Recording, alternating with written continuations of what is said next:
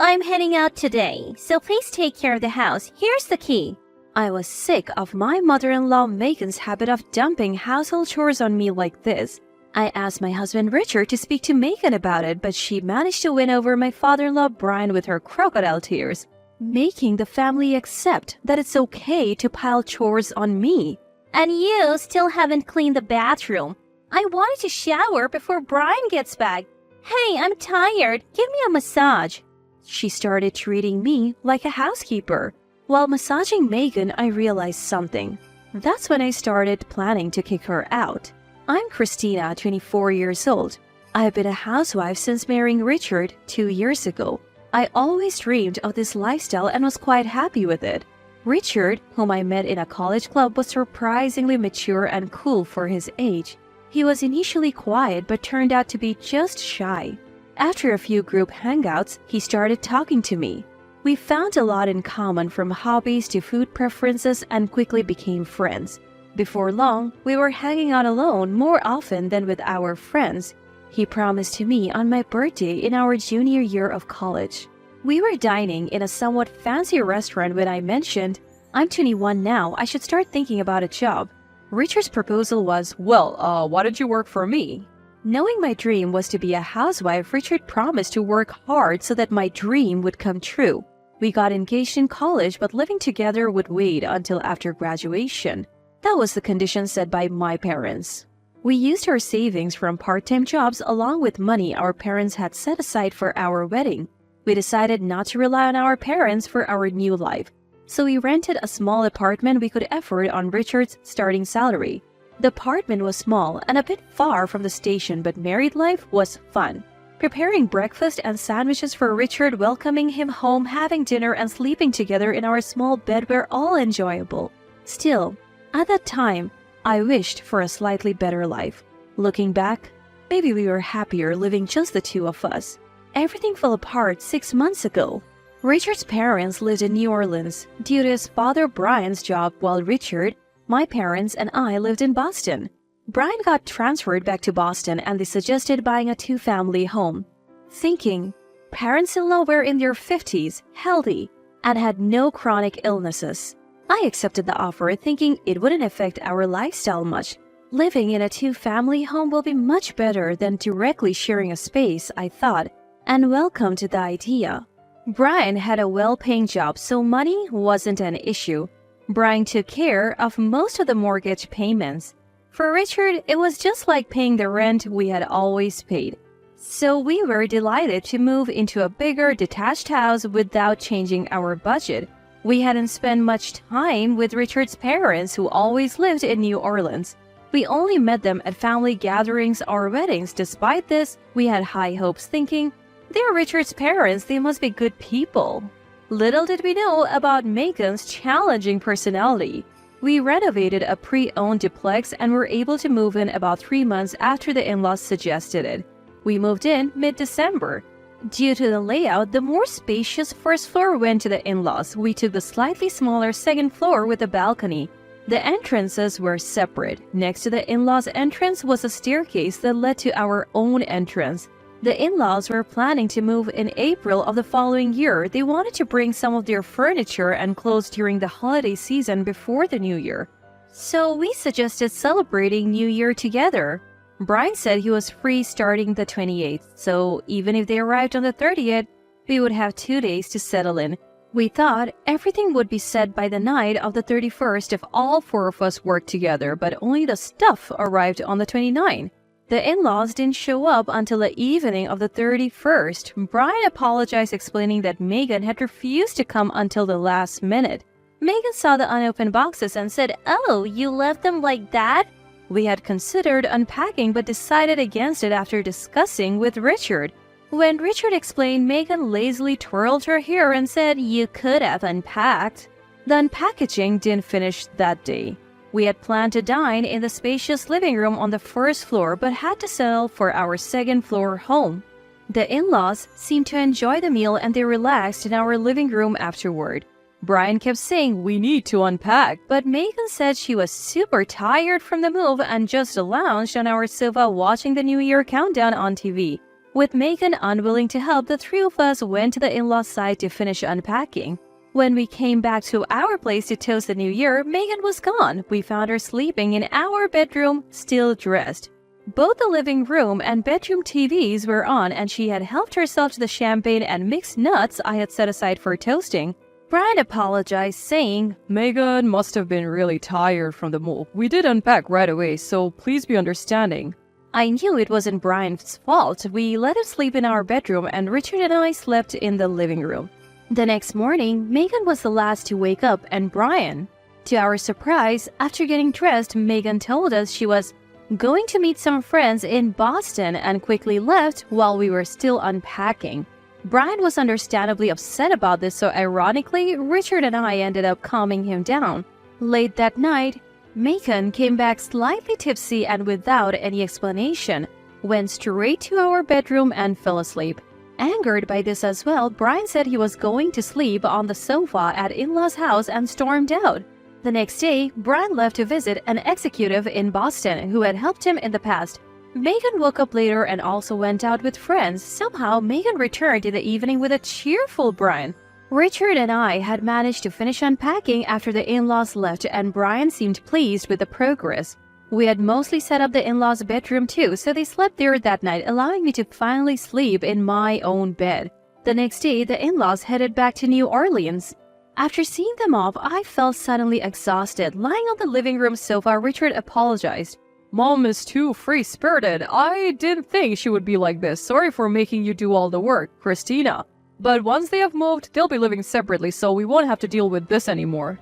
I was frustrated with Megan, who had a habit of imposing her will on others, but I didn't complain, figuring it wouldn't matter much after the move. However, Megan's selfish behavior only escalated. When spring arrived, along with Brian's job transfer, the in-laws moved in, and again, I was expected to help unpack. About 2 months after they moved in, Megan started coming over to our house.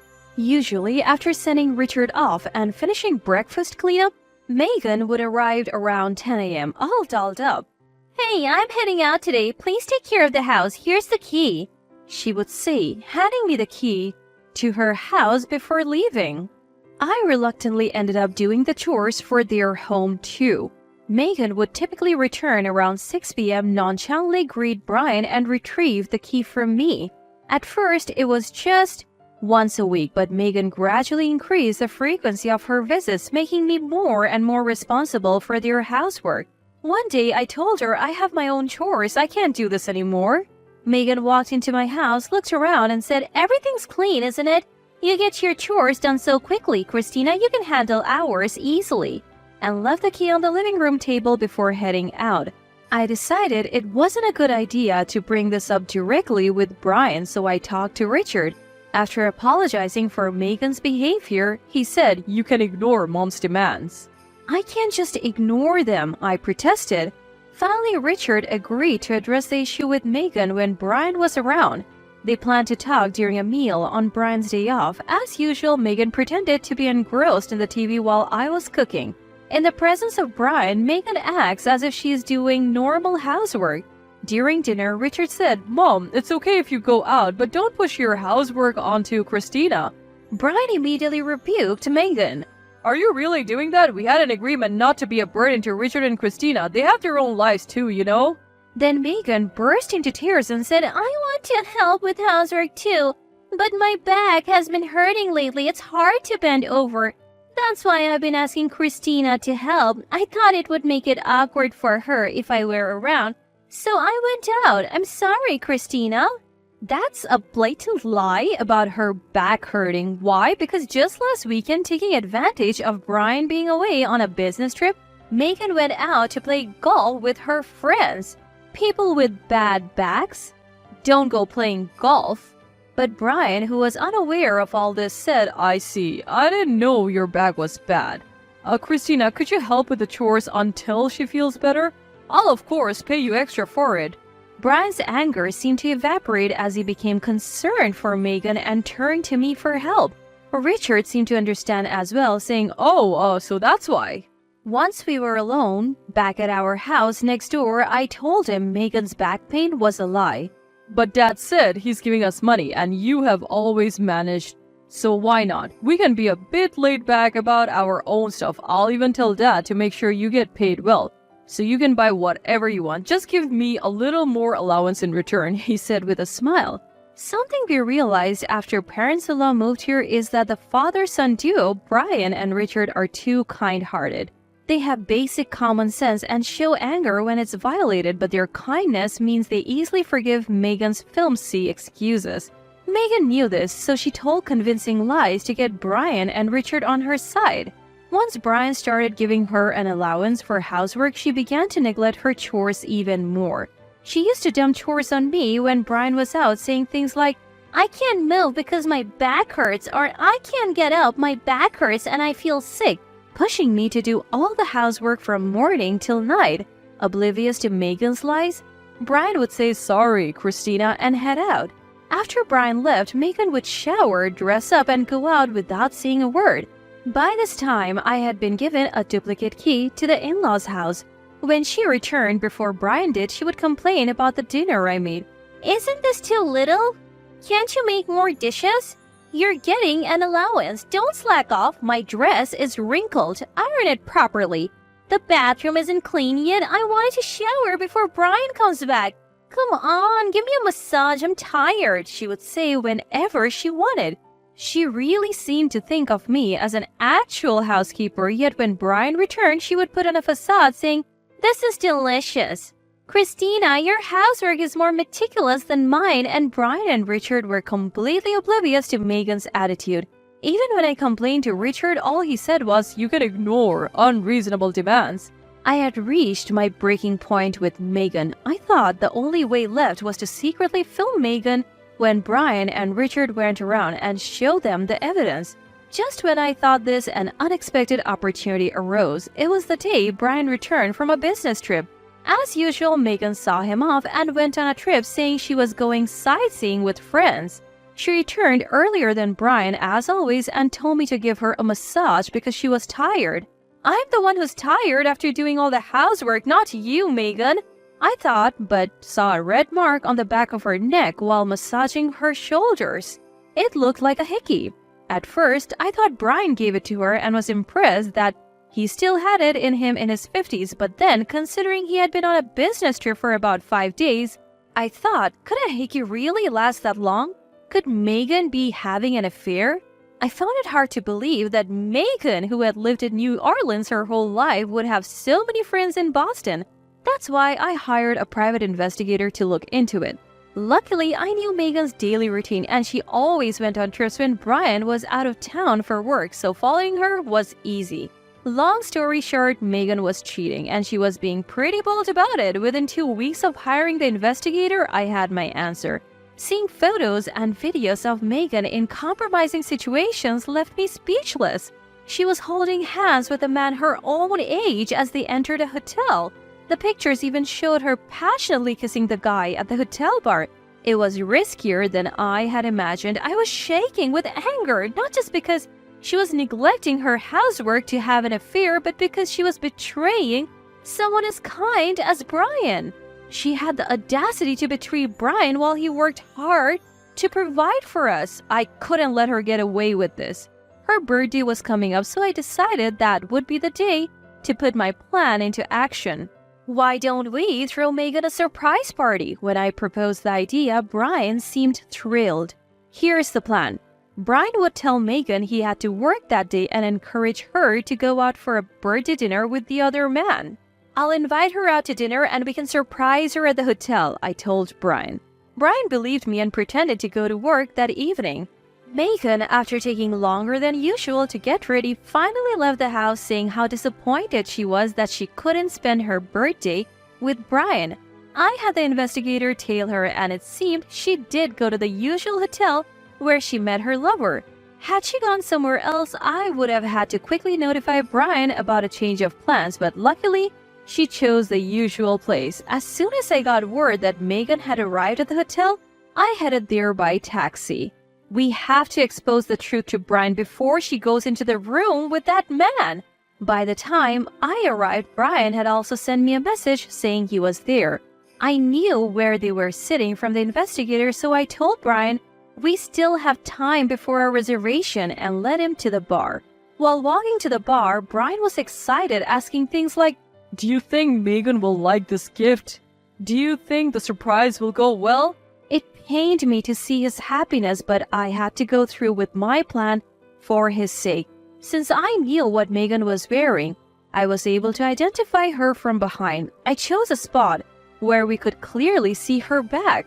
From there, I thought I'd be able to see Megan and the man as they moved, and sure enough, I could. About 20 minutes after sitting down with Brian, Megan, probably thinking about moving to a hotel room, wrapped her arm around the man's and started to work off in a flirty manner. I had a perfect view of Megan's profile. I glanced at Brian, wondering what if he hadn't noticed. Brian was staring, lost for words. Then after about 5 seconds of shock, Brian ran after Megan, catching her by the arm near the bar's exit. What? Megan looked stunned. Megan, what are you doing here? Who is this guy? Oh, What's going on? the surprised one was the man. Brian, demanding an explanation, told the man, She's my wife. I need to talk to her. Sorry, but you should go home now. and walked out of the bar, still holding Megan's arm. I quickly settled the bill for Brian and me and followed them. In the taxi back, Megan seemed to realize her situation and kept saying, It's not like that, Brian. Brian said nothing. When we got home, Brian told me, I would like for you to go home too, Christina. I said, okay, but concerned that kind-hearted Brian might get fooled by Megan again. I discreetly went to the in-laws' house with incriminating photos and hid to observe their living room. What was that about? You're misunderstanding. Megan began making excuses to an angry Brian. I went out drinking because celebrating my birthday alone was boring. I had too much to drink and the guy next to me offered to help. He said he would walk me to a taxi because I was stumbling. Brian seemed close to being fooled by Megan's smooth excuses. I couldn't keep quiet. Bursting into the living room, I yelled, Don't be fooled, Brian. Megan is having an affair and it's not the first time she's met that man. What? Christina, don't say things you don't understand. Eavesdropping is the worst. Brian, look at this. I handed Brian the evidence photos. What's this bunch of papers? Megan, who had been confident, started to panic when she realized what was handed to Brian were photos. No, I didn't do it. These pictures are fake. Megan was yelling this, but Brian was quietly looking through the photos one by one. After seeing them all, he shouted, You're the worst, Megan. Do you even realize what you have done? I told you. It's not me. These pictures are photoshopped. Megan argued but started to cry at Brian's words. How could Christina Photoshop pictures of you with a guy you just met today? I was lonely. You're always busy with work. She tried to master her usual crocodile tears. Brian just silently stared at her. Just when it seemed like Brian might fall for Megan's act again, Richard, who had just come home from work, entered the living room. Oh, is Christina here? I came looking for her because she wasn't home. Wait, why is Mom crying? Wordlessly, Brian handed the photos to Richard. Megan tried to snatch them back, but Richard was quicker. What's this? As you can see, it looks like Megan has been having an affair. It's not what it looks like. The devil made me do it, Richard. You understand, right? As Megan tried to cling to Richard, he swatted her away. Don't touch me! Megan collapsed in exaggerated tears. Brian then said forcefully, Get out! I won't. Absolutely not. Please forgive me, okay? She repeated, but Brian ignored her. Megan must have realized that saying anything more was futile. She got up weakly and started packing her things. Finally, she yelled at Brian, Fine. He listens to me and only loves me. I'm happier with him. And stormed out of the house, but it seemed she couldn't get in touch with the other man. It seems like he thought Megan was single and vanished before getting slapped with alimony for the affair. Megan returned the next day and tearfully apologized to Brian, saying, I'm sorry. This time, it wasn't her exaggerated sobbing ad. As she left the house, she seemed genuinely remorseful. Still, Brian didn't forgive Megan. He changed the locks on their house that same day and kicked her out for good. Half a year has passed since then and my parents-in-law have divorced. Megan was adamant about not divorcing, saying things like, "I'll fight it in court." But since she was 100% at fault, she couldn't get a lawyer to take her case seriously, so they divorced. There was no alimony claim against Megan and likewise no division of property. Since I was the one who initiated their divorce indirectly, I apologized to Brian for it. He thanked me, saying, I'm glad you told me. I didn't know she was that kind of woman. Thanks to you, Christina, I found out. When he found out I had used a private investigator, he asked, Do you know who the guy is? I did. So when I told him, Brian said he met the guy. A graduate student who thought Megan was a single 40-year-old. He profusely apologized, saying he has no idea she was married. Brian chose not to demand alimony from the guy as long as he never met with Megan again. The man agreed, saying, I had no intention of meeting her again, even if she became single.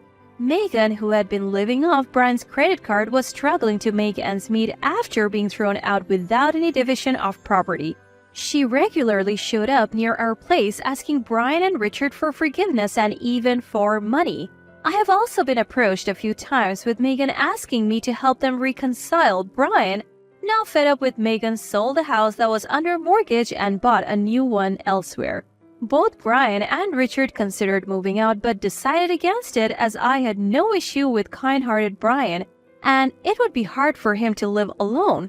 Since moving to the new place, Megan hasn't bothered us and we're living happily.